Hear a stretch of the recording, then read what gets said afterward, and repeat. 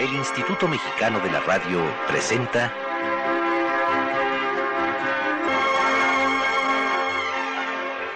Fantasías en Carrusel.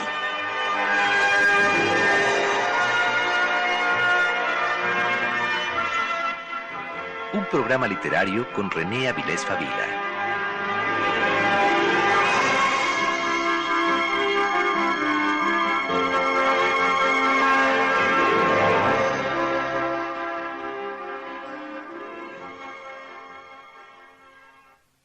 Los cachorros.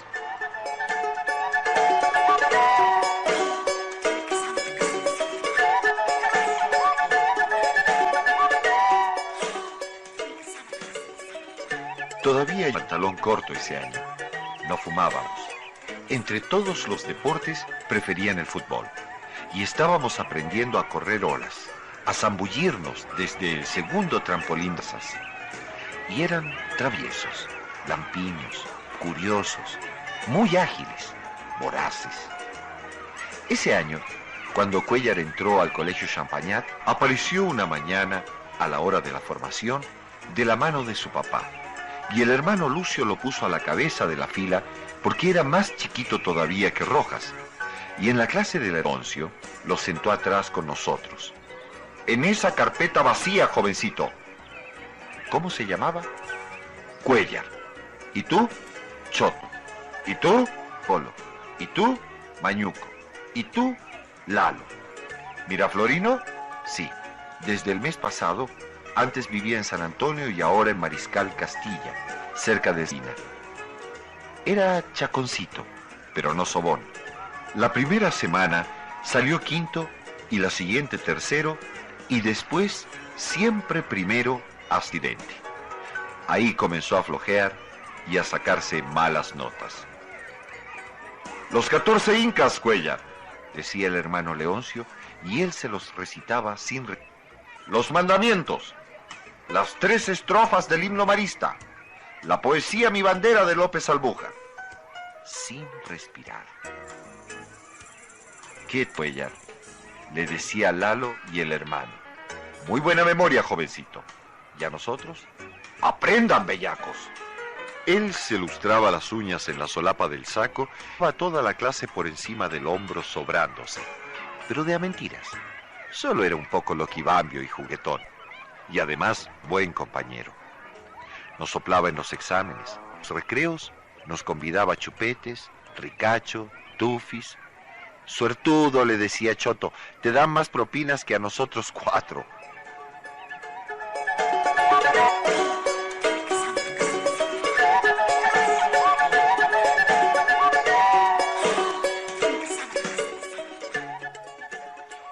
Bienvenidos a Fantasías en... Hoy hablaremos de una personalidad protagónica de las batallas de la literatura latinoamericana, Mario Vargas Llosa. Autor de novelas fundamentales, de lúcidos ensayos, encabezador de polémicas escandalosas con sus compañeros en el llamado boom y crítico feroz de los gobiernos que ha administrado su país, Perú, actitud que lo llevara a postularse a la presidencia frente a hace pocos años. Vargas Llosa es un riguroso desmantelador del mundo que así se empeña en descubrir los materiales de que están hechas sus esencias. Él agota los recursos del lenguaje y los con las aportaciones narrativas del cine o la televisión o el radio. No escatima juegos ni imaginerías para darle vida a criaturas y paisajes que revelan las estructuras sobre los que se da la vida cotidiana y la historia. Sus novelas obtienen rápida celebridad por los prodigios de su manufactura y sus ensayos siempre son vistos a la luz de discusiones encontradas, pero no pasan desapercibidos. René, buenas noches. Buenas noches, Rosa Marta, ¿qué tal? Oye, René, ¿es Mario Vargas Llosa el prototipo del escritor latinoamericano de los años 60? ¿Tú qué crees? Pues sí, creo que Vargas Llosa en efecto es el prototipo del escritor latinoamericano, porque los años 60 son años de grandes cambios, años de transformaciones esenciales, y aparte es también una época en que los escritores, como las revoluciones, como los políticos, con una gran juventud. Es decir, Mario Vargas Llosa, que nace en Arequipa en 1936, para 1958 ya escribe un libro que lo va a hacer pronto muy conocido, Los Jefes. Después, con La ciudad de los perros, obtiene el premio Seix Barral en 1962 y su éxito es inmediato. Pero esto también hay que contemplarlo a la luz de esa época. En esa época están ocurriendo, como decía yo, grandes transformaciones. Son los años de ascenso de la Revolución Cubana y los líderes cubanos, entre ellos Fidel Castro y el Che Guevara, aunque sea son de una gran juventud en el campo de la música popular, en el campo de la música de rock. También se tiene éxito muy tempranamente, ¿sí? Los Beatles o los Rolling Stones, que están cambiando todas las formas musicales de su momento, sí, son realmente muy jóvenes. En este contexto, que también está marcado por la guerra de Vietnam y las protestas que levantó la intervención de Estados Unidos en este país, se da una búsqueda incesante por todo aquello que signifique libertad, por todo aquello que sea progresista o que sea revolucionario. Y aquí es donde aparece Vargas Llosa impetuosamente con La ciudad de los perros y podría decirse que también gracias al boom latinoamericano tiene un éxito extraordinario. Hay que añadir, esto me parece interesante sobre todo ahora, que la Revolución Cubana y sus primeros intentos por sobrevivir le hacen refugiarse en los intelectuales cubanos, latinoamericanos de mayor éxito. Y así la Casa de las Américas, hoy absolutamente incrustada en el pasado, contribuye mucho al éxito del boom y contribuye mucho al éxito de cada uno de estos escritores. Pensemos que dentro del boom hay otros autores cubanos, como son Alejo Carpentier, y algunos que pronto entran en dificultades con la Revolución Cubana, como Severo Sarduy.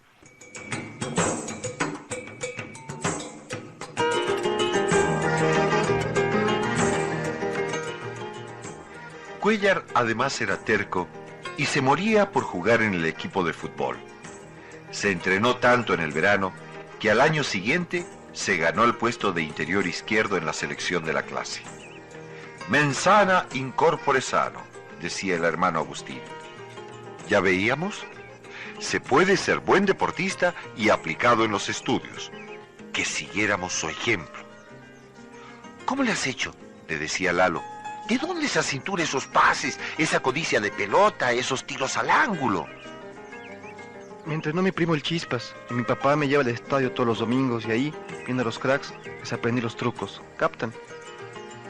Una hora después del fútbol, el hermano Lucio tocaba el silbato y mientras se desaguaban las aulas y los años se formaban en el patio, los seleccionados nos vestíamos para ir a sus casas a almorzar. Pero Cuéllar se demoraba porque se metía siempre a la ducha después de los entrenamientos.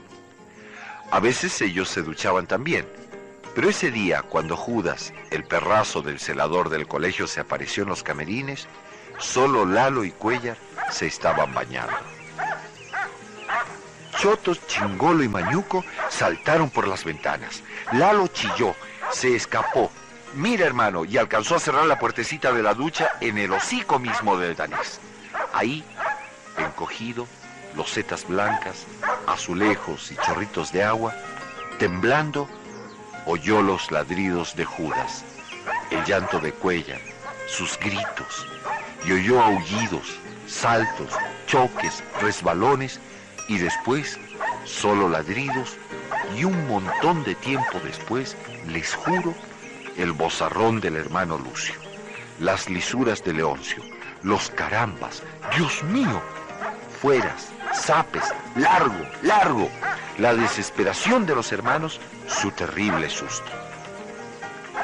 Abrió la puerta y ya se lo llevaban cargando. Lo vio apenas entre las sotanas negras, desmayado, sangrando. ¡Qué horrible! El baño entero era puritita sangre. ¿Qué más? ¿Qué pasó después mientras yo me vestía? El hermano Agustín y el hermano Lucio metieron a Cuéllar en la camioneta de la dirección. Mientras tanto, el hermano Leoncio perseguía a Judas, que iba y venía por el patio dando brincos, volantines, lo agarraba y lo metía a su jaula, y por entre los alambres quería matarlo, decía Choto. Si lo hubieras visto, asustaba. Lo azotaba sin misericordia, colorado, el moño bailándole sobre la cara.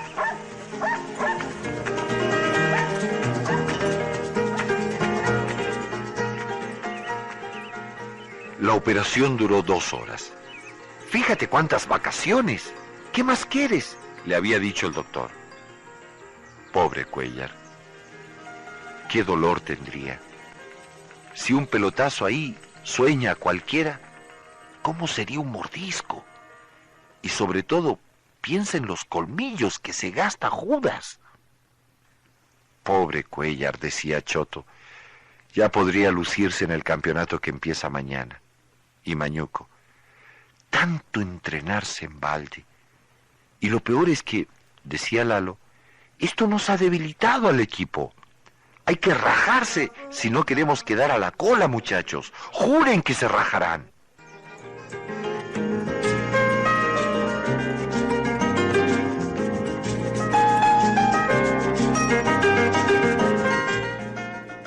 ¿Qué papel juega Vargas Llosa en el boom y en el desarrollo de la literatura latinoamericana, René? El boom, desde luego, es el ascenso de la literatura latinoamericana a rango de primer mundo. Antes había escritores muy importantes, pero eran poco aceptados en Estados Unidos y en Europa. Es con el boom que se da en estos años 60 que los europeos y los norteamericanos, de suyo interesados en sus propios trabajos literarios, comienzan a fijarse en América Latina. No deja de ser un toque curioso, de ser una mirada exótica, ¿verdad?, a un mundo raro, a un mundo tropical, donde ocurren cosas extrañas. Es desde luego una literatura opuesta a todo aquello que se da en Europa, que se conoce en Europa. Pero aparte de que se da este fenómeno de lo exótico, también es un momento de decadencia europea y norteamericana en materia literaria, de tal manera que esto contribuye a la búsqueda, es decir, de los editores, sobre todo españoles, es decir, de nuevos éxitos. En esta época nace la famosísima agencia de Carmen Balcells, que es la representante de prácticamente todos los escritores del boom y que de hecho va a contribuir a que muchos de estos escritores obtengan grandes reconocimientos en Europa. No solo la agencia literaria de Carmen Balcells, sino también la editorial Seix Barral, con su premio famosísimo Biblioteca Breve, que justamente es el que ya mencioné que obtiene La Ciudad de los Perros y que también ha obtenido Carlos Fuentes y Vicente Leñero. Y de esta manera, escritores muy viejos como Borges o como Alejo Carpentier van a coexistir con autores muy jóvenes, como pueden ser Vargas Llosa y como puede ser también Carlos Fuentes. Algunos de estos escritores ya habían tenido éxito, ya habían publicado. Borges era un escritor de sobra conocido, Carpentier también lo era, pero otros que que son de más edad que Vargas Llosa, como es Julio Cortázar, que nace en 1914, el año, por cierto, en que nace Octavio Paz. Ya era un hombre que había publicado algunos de sus libros más importantes. Sin embargo, es en esta época, y gracias a este llamado boom latinoamericano, que Julio Cortázar también obtiene un gran reconocimiento de tipo internacional. El boom se va extinguiendo conforme se va extinguiendo la misma revolución cubana, como se va extinguiendo el interés de Europa por lo latinoamericano, y de esta manera empiezan a quedar solo las individualidades. Incluso esto que se presentó como un bloque en un cierto momento ya no tiene más sentido e incluso llegan a dispersarse. Vargas Llosa rompe ruidosamente con la revolución cubana a partir del caso Padilla, de un escritor, un poeta cubano que encarcelan en La Habana, y esto crea ya grandes fisuras en el boom.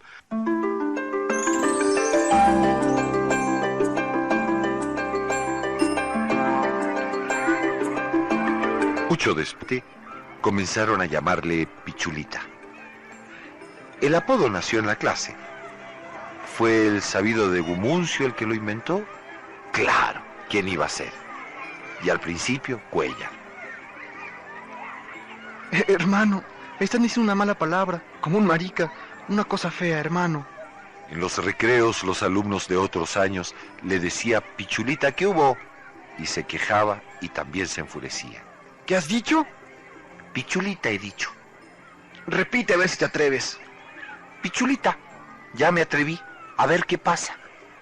Entonces Cuellar cerraba los ojos y tal como le había aconsejado su papá, no te dejes muchacho, se lanzaba, rómpeles la jeta y los desafiaba, le pisas el pie y van dangán, y se trompeaba. Un sopapo, un cabezazo, un patadón donde fuera, en la fila o en la cancha, los mandas al suelo y se acabó. En la clase o en la capilla no te fregarán más. Poco a poco fue resignándose a su apodo y en sexto año ya no lloraba ni se ponía matón. Se hacía el desentendido y a veces hasta bromeaba. Pichulita no, pichulaza. Y en primero de media se había acostumbrado tanto que, más bien cuando le decían Cuellar, se ponía serio y miraba con desconfianza, como dudando. ¿No sería burla? Hasta estiraba la mano a los nuevos amigos diciendo, mucho gusto, Pichula Cuellar, a tus órdenes. No a las muchachas, claro, solo a los hombres. Porque en esa época, además de deportes, ya se interesaban por las chicas.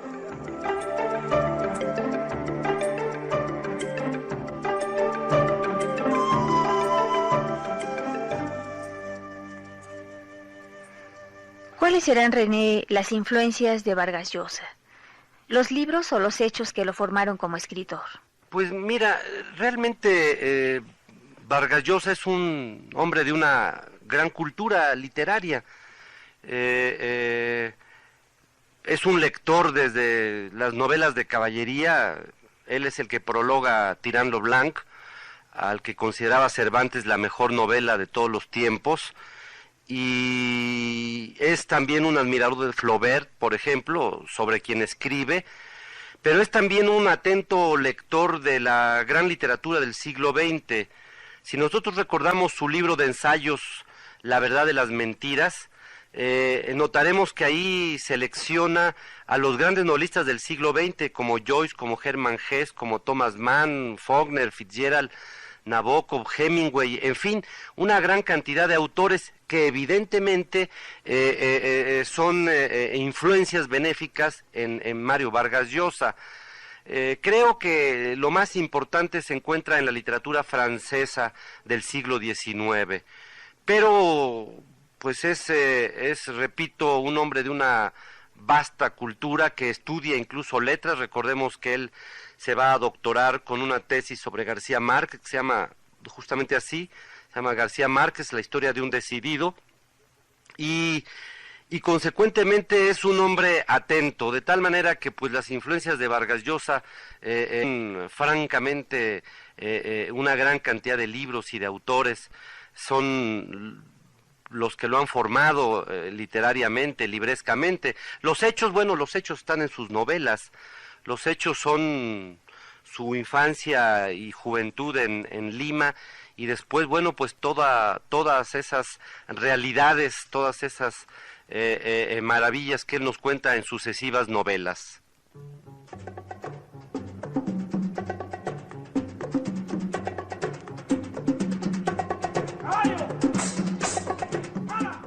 Antes, lo que más nos gustaba en el mundo eran los deportes y el cine. Y daban cualquier cosa por un match de fútbol. Y ahora, en cambio, lo que más eran las chicas y el baile. Y por lo que dábamos cualquier cosa, era una fiesta con discos de Pérez Prado y permiso de la dueña para fumar. Ya usaban pantalones largos entonces.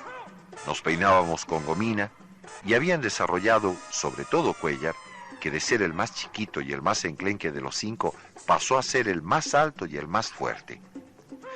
«¿Te has vuelto un Tarzán, Pichulita?», le decíamos. «¡Qué cuerpazo te echas a diario!».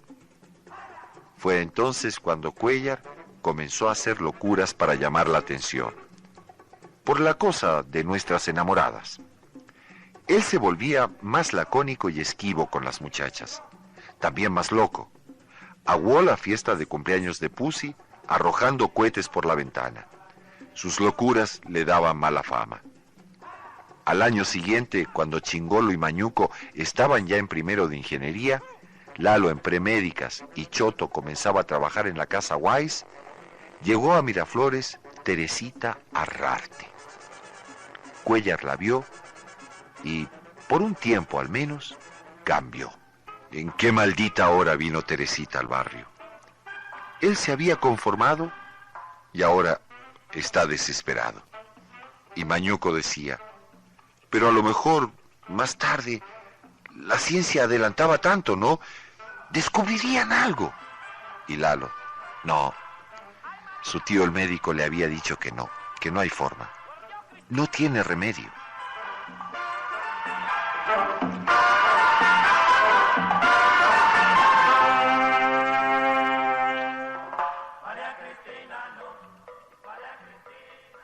René, ¿quién es? ¿Cómo piensa? ¿Qué busca el Vargas Llosa político, que incluso se postula para la presidencia de su país? Bueno, saber exactamente qué es lo que pensaba Vargas Llosa para postularse a la presidencia de su país es difícil, aunque él ha hecho declaraciones a este respecto. Es difícil pensar en qué es lo que pensó un novelista de la talla de Vargas Llosa para convertirse en político. Yo creo que Vargas Llosa, como todo buen intelectual, ha tenido siempre inquietudes políticas. Yo creo que la situación de su país, la situación del Perú, una situación conflictiva que seguimos presenciando todos los días, que tiene niveles de violencia inusitada, en donde hay una guerrilla que no ha podido ser erradicada, en donde hay malestar, en donde hay descontento, en donde los presidentes han sido verdaderos demagogos la mayor parte, fue lo que motivó a Vargas Llosa a postularse a la presidencia de su país. Bueno, sabemos que perdió, sabemos, esto ya es historia, ganó Fujimori. Muchos pensaron, entre ellos Octavio Paz, que esta derrota política para Vargas Llosa era sin duda un triunfo para la literatura de Vargas Llosa.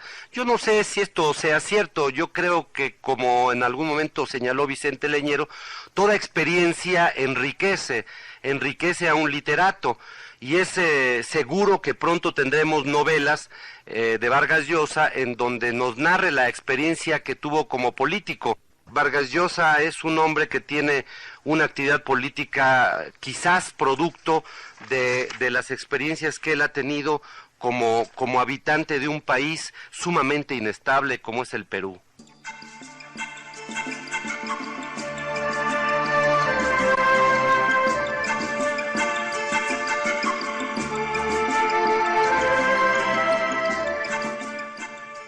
Así terminó el invierno y con el calor llegó un muchacho de San Isidro.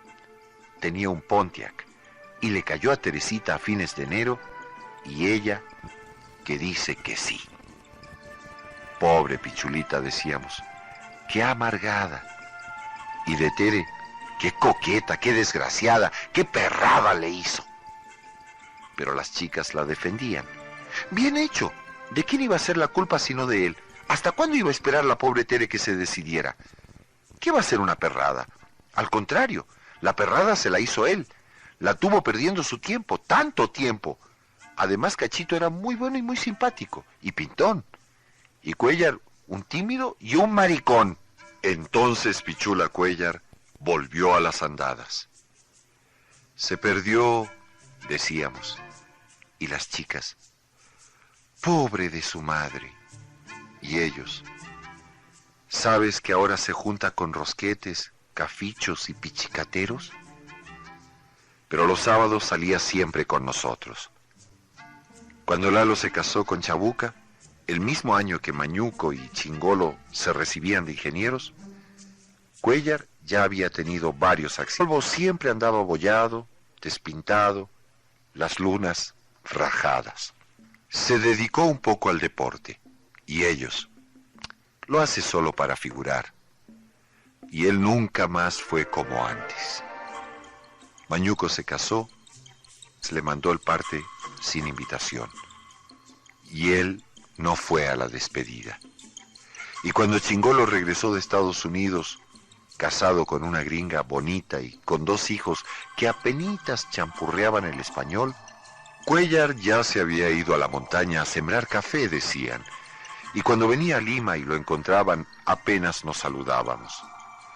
Había vuelto a Miraflores más loco que nunca y ya se había matado, yendo al norte. ¿Cómo? En un choque, en las traicioneras curvas de Pasamayo. Pobre, decíamos en el entierro. ¿Cuánto sufrió? ¿Qué vida tuvo? Pero este final es un hecho que se lo buscó. Eran hombres hechos y derechos.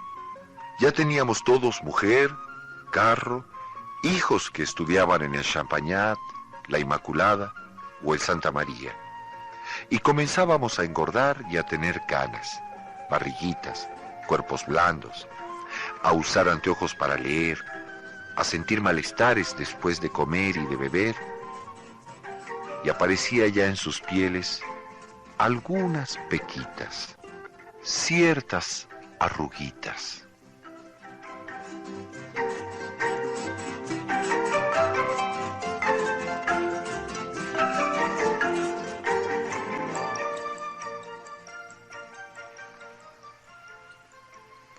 Gracias, René, por tus comentarios y hasta pronto. Gracias a ti, Rosa Marta. Hasta luego. Por hoy solo nos queda darles una bibliografía mínima de este autor para que se aproximen a su quehacer literario con mayor detenimiento. La guerra del fin del mundo, ¿Quién mató a Palomino Molero?, La tía Julia y el escribidor, y Pantaleón y las visitadoras, entre otras. Gracias.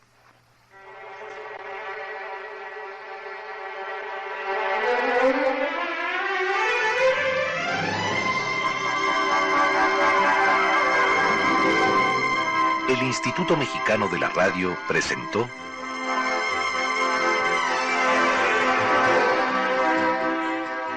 Fantasías en Carrusel.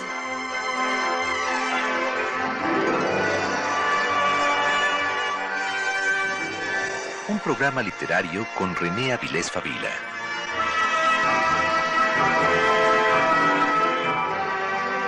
Controles técnicos Sabino Sosa y Héctor Flores. Musicalización Vicente Morales. Guión Jairo Calixto Albarrán. Narración Patricio Castillo. Asistencia de producción María Estela Hernández. Producción Diana Constable. Conducción Rosa Marta Jasso.